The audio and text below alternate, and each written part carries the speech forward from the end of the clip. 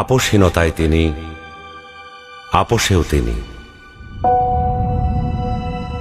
বাংলাদেশের রাজনীতিতে তিনি এক নিঃসঙ্গ শেরপা। এরশাদের স্বৈরশাসনের বিরুদ্ধে সদ্য রাজনীতিতে এসে তিনি গণতন্ত্রের প্রশ্নে অবিস্মরণীয় ভূমিকা রেখে ভূষিত হলেন আপোষহীন নেতৃত্বে। 2007-এর 1/11-এর দুঃশাসনের কালেও আপোষহীন রইলেন। নিজের এবং সন্তানদের নিরাপদ জীবনের প্রতিশ্রুতির বিনিময়ে গণতন্ত্রহীনতাকে মেনে নিলেন না। ফ্যাসিস্ট হাসিনার আমলে বিদেশ থেকে ফিরে এসে মিথ্যা মামলা মোকাবেলা করে জেলে চলে গেলেন।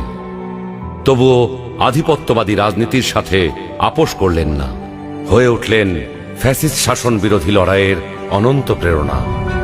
তবে কি তিনি কখনোই আপোষ করেননি? অবশ্যই করেছেন। দেশের বৃহত্তর স্বার্থে অনেক গুরুত্বপূর্ণ মুহূর্তে উনি এমন সব বিষয়ে আপোষ করেছেন যেটা না করলে কেবল গণতন্ত্র নয়, বাংলাদেশের স্বাধীনতা সার্বভৌমত্বই বিপন্ন হয়ে পড়ত। 91 সালে তার পছন্দের প্রেসিডেন্সিয়াল পদ্ধতি ছেড়ে সংসদীয় পদ্ধতিতে চলে গেলেন বৃহত্তর রাজনৈতিক সমঝোতার স্বার্থে। বিরোধী দলের দাবির প্রতি শ্রদ্ধা জানাতে 96 সালে নির্বাচন করে অল্প কয়েকদিনের জন্য সংসদ অধিবেশনে বসেন।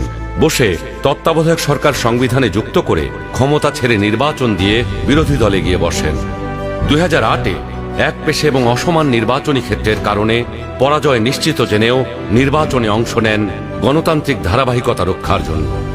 সকল মানুষের মতোই তিনিও নিশ্চয়ই সীমাবদ্ধতার ঊর্ধ্বে ছিলেন না, কিন্তু শিষ্টাচার, সৌজন্যবোধ, দৃঢ়তা, দূরদর্শিতা এবং প্রজ্ঞার সমন্বয়ে তিনি হয়ে উঠেছেন বাংলাদেশের রাজনৈতিক ইতিহাসের এক অনন্য চরিত্র। তিনি বেগম খালেদা জিয়া।